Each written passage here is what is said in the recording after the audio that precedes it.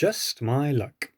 I was minding my own business at the cemetery, visiting my wife's grave on the anniversary of her passing, like I have done every year since she was taken from me, when something unexpected happened. It was already not a perfect day to be at the cemetery. Dark, rainy, and foggy.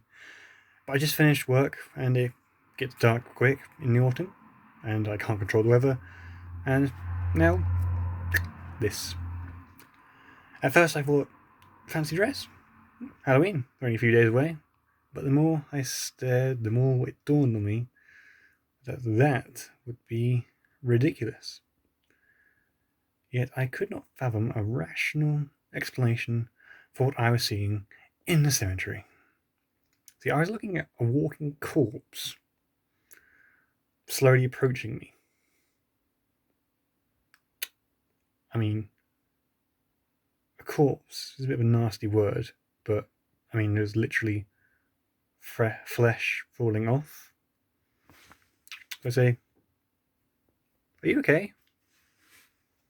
Do I regret getting the corpse's attention?" Honestly, I don't know. I mean, what would you have done? Ran? It doesn't look like it would have been necessary, since, the corpse couldn't exactly run very far. And call the ambulance, maybe? Well, that was my next step, but my phone was in my car, and well, I was in the United States at the time, and most people can't afford an ambulance, so they probably wouldn't appreciate it. It continued to walk towards me, slowly, and got closer, and I realized it must be blind, because its eyes were completely white, like someone with severe cataracts. You know, fucking blind. Anyway, the corpse's clothes, it was very filthy, and ugh. I'm pretty sure that I was shivering like some sort of cold thing that shivers when it's cold if I was wearing that. So then I say, "Aren't you cold?" I don't think I expected an answer, but it was only a couple of meters away, so I thought I'd better say something. So yeah, I said something. Yeah. Even though it had no pupils, it sort of stared into my eyes, and it felt like our souls were touching in some sort of cosmic-y force, and it was preventing me from breaking our gaze. It was terrifying, and beautiful, and I needed to stop, but I couldn't stop looking at it.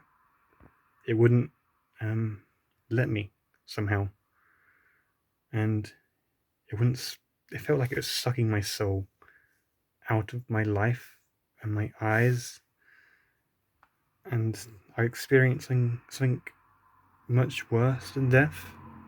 That's what it felt like, anyway. For it kept, the more it stared at me, the more human it looked, and the more I felt corpsey, if that makes sense. I was actually starting to struggle to breathe, and I looked at my skin. My skin was just falling a little bit, and it was becoming more and more human, like an actual person. It was sort of like swapping places, and then it actually said something. It said, "I am now." I mean,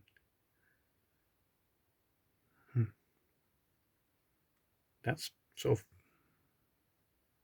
how I died.